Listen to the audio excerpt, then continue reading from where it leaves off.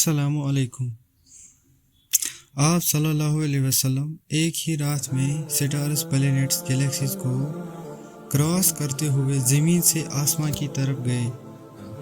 اب اللہ نے قرآن میں ایک جگہ فرمایا ہے کہ زمین اور آسمان کے درمیان ہر چیز اللہ کو سجدہ کرتی ہے، جس میں سارے stars, galaxies, planets, mountains, trees. لیکن یہ کیسے ممکن ہے؟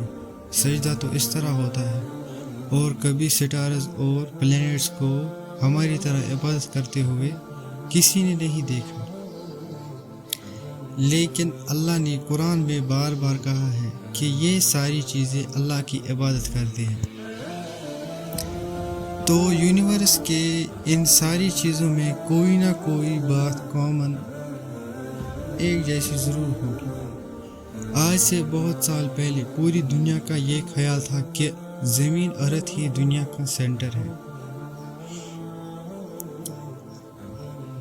زمین گردش نہیں کرتی۔ لیکن آج سے 400 سال پہلے گلیلیو، جو ایک اٹیلین سائنٹسٹ ہے، اس نے 2 لینزز کو الائنڈ کر کے رکھا، تو اس سے پتہ چلا کہ ایسے کرنے سے دور کی چیزوں کو قریب سے دیکھا جا سکتا ہے۔ چھوٹے لیول پر ٹیلیسکوپ دنیا میں پہلے بھی موجود تھی، لیکن انہیں صرف فوجی اور سمندری سفر میں یوز کیا جاتا تھا۔ لیکن گلیلیو نے اس ٹیلیسکوپ کو مزید امپروو کر کے انسانوں کی تاریخ میں پہلی دفعہ اس کا رخ آسمان کی طرف کیا، جس سے اس نے دنیا سے پہلی بار سورج اور چاند کو بالکل قریب سے دیکھا۔ اور گلیلیو نے ان ستاروں کی موومنٹ کو آبزرو کرنا شروع کیا۔ 1300 دنیاؤں کو اگر ملا لیا جائے، اس سے ایک جوپیٹر بنتا ہے۔ گلیلیو نے دیکھا کہ یہ بھی باقی پلینٹس کی طرح گول ہے، لیکن جوپیٹر کے اوپر جو لائٹ ہے وہ مہینے کے ڈیفرنٹ دنوں میں بالکل بدل رہی ہے۔ اور اس نے دیکھا کہ وینس اور سیٹرن کا بھی یہی حال ہے۔ اب یہ سب کچھ تب ہی ممکن تھا کہ اگر یہ ساری چیزیں سورج کے گرد گھوم رہی ہو، دنیا کی نہیں۔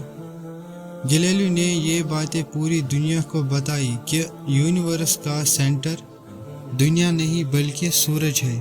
لیکن اس بات کو سن کر یورپ کے سارے چرچز اس کے دشمن بن گئے، کیونکہ اس زمانے کے پوپ کا یہ خیال تھا کہ زمین ہی یونیورس کا سینٹر ہے۔ اور یہ صرف پوپ کا نہیں، پوری دنیا کا خیال تھا،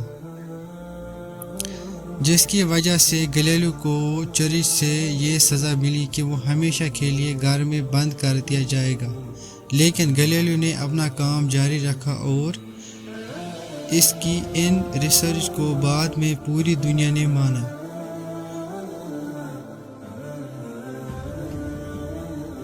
پوپ نے بھی گلیلیو کے مرنے کے 300 سال بعد پوری دنیا کے سامنے اس سے معافی مانگی اور کہا کہ ہم غلط تھے اور آپ صحیح تھے۔ آہستہ آہستہ ہمیں پتہ چلا کہ زمین یونیورس کا سینٹر نہیں ہے، بلکہ یہ سورج کے گرد گھومتی ہے۔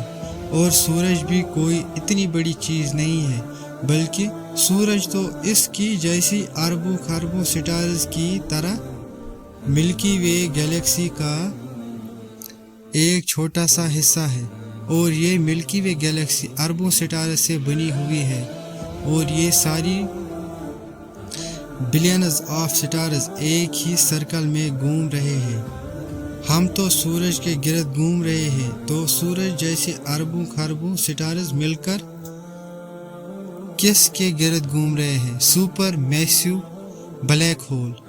اب غلط اس بلیک ہول نے، جو ہمارے سورج سے 40 لاکھ ٹائمز بڑا ہے، پوری گلیکسی کو ایک گول سرکل میں رکھا ہوا ہے۔ جس طرح ہمارے سورج نے زمین، جوپیٹر، مارس، سارے پلینٹس को एक सर्कल में रखा हुआ है, लेकिन ये गैलेक्सी भी कोई इतनी बड़ी चीज़ नहीं है, बल्कि ये लाखों और गैलेक्सीज को मिलाकर एक छोटे से क्लस्टर का एक छोटा सा हिस्सा है। ये लाखों गैलेक्सीज मिलकर एक क्लस्टर बनाती है, और ये क्लस्टर भी कोई इतनी बड़ी चीज़ नहीं है, बल्कि इस जैसे लाखों क्लस्टर्स मिलकर एक सुपर क्लस्टर बनाती है, और ऐसे हज़ारों सुपर क्लस्टर्स और भी मौजूद है। अब आपने ये नोटिस किया कि इन सारी स्टार्स, गैलेक्सीज, प्लैनेट्स में एक चीज़ कॉमन है कि इस पूरी यूनिवर्स में हर चीज़ किसी न किसी दूसरे ऑब्जेक्ट के गिर्द घूम रही है। और जब रसूलुल्लाह सल्लल्लाहु अलैहि वसल्लम भी आसमानों की तरफ गए तो उन्होंने बैतुल मामूर में फरिश्तों को नमाज पढ़ते हुए नहीं देखा, वो भी किसी चीज़ के गिर्द घूम रहे थे। लेकिन घूमने का इबादत से क्या ताल्लुक है? अल्लाह ने तो कहा है कि ये सारी चीज़ें इबादत करती है। आपको पता है अल्लाह ने ये बात किस सूरत में कही है? सूरह हज में मुसलमान पूरी दुनिया से इस्लाम की सबसे मुक़द्दस और पाक जगह काबे के पास जाती है और बार बार इसके गिर्द घूमती है। अब इस सर्कल करने का मतलब क्या है? जब मुसलमान काबे के गिर्द घूमते हैं तो वो इस वक्त अकेले नहीं घूम रहे होते हैं, बल्कि चांद, प्लैनेट, स्टार्स, गैलेक्सीज, क्लस्टर सारों के साथ एक ही इबादत में शामिल हो जाते हैं। तो ये सारी चीज़ें हमारी तरह इबादत नहीं करती, बल्कि हम मक्के जाते हैं इनकी तरह इबादत करते हैं। लेकिन इस आयत में तो लिखा है कि ये सारी चीज़ें अल्लाह को सजदा करती है। सजदा का मतलब सिर्फ हमारा वाला सजदा नहीं है, बल्कि अल्लाह के निज़ाम के मुताबिक चलने को भी सजदा कह सकते हैं। लेकिन अल्लाह ने इस आयत में सिर्फ स्टार्स, गैलेक्सीज, प्लैनेट्स का नहीं, बल्कि हर चीज़, पहाड़, दरख्त, जानवर, सब का कहा है। ये तो सर्कल्स में नहीं घूमते। आज से हज़ारों साल पहले एंशंट ग्रीक में ये कंसेप्ट बना कि कायनात की हर चीज़ एक बहुत ही छोटे पार्टिकल एटम से बनी हुई है, जिसको फिर 2000 साल तक पूरी दुनिया भूल गई। लेकिन आज से 200 साल पहले इस कंसेप्ट पर रिसर्च दोबारा शुरू हुई और साइंसदानों की रिसर्च से पता चला कि एटम सबसे छोटा पार्टिकल नहीं है, बल्कि इसके अंदर और भी पार्टिकल्स है, जैसे इलेक्ट्रॉन, प्रोटॉन, न्यूट्रॉन। प्रोटॉन और न्यूट्रॉन हमेशा एटम के सेंटर में होते हैं और इलेक्ट्रॉन हमेशा इनके गिर्द घूम रहे होते हैं, तकरीबन बिल्कुल इसी तरह जिस तरह प्लैनेट सूरज के गिर्द घूमते हैं और स्टार्स ब्लैक होल के गिर्द घूमते हैं। जिसका मतलब ये है कि कायनात की हर चीज़ चाहते या न चाहते हुए किसी न किसी चीज़ का तवाफ़ कर रही है। जब कोई मुसलमान काबे का तवाफ़ करने जाता है तो वो कायनात की हर छोटी सी छोटी चीज़, जैसे एटम के अंदर इलेक्ट्रॉन से लेकर कायनात के सबसे बड़े ऑब्जेक्ट्स, प्लैनेट्स, स्टार्स, गैलेक्सीज, एवं बैतुल मामूर में फरिश्तों के साथ एक ही इबादत में शामिल हो जाते हैं। हो सकता है इसलिए इस्लाम में तवाफ़ करना सबसे बड़ी इबादत है।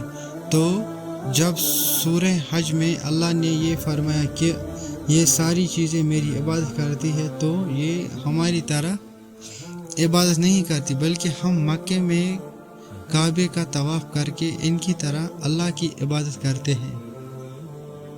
लेकिन इन सारी चीज़ों का तवाफ़ करने का एक फ़िक्स टाइम है, और जैसे ही ये टाइम पूरा होगा तब हर शख्स मालूम कर लेगा वो क्या लेकर आया। मिलते हैं अगली वीडियो में, तब तक के लिए अल्लाह हाफ़िज़।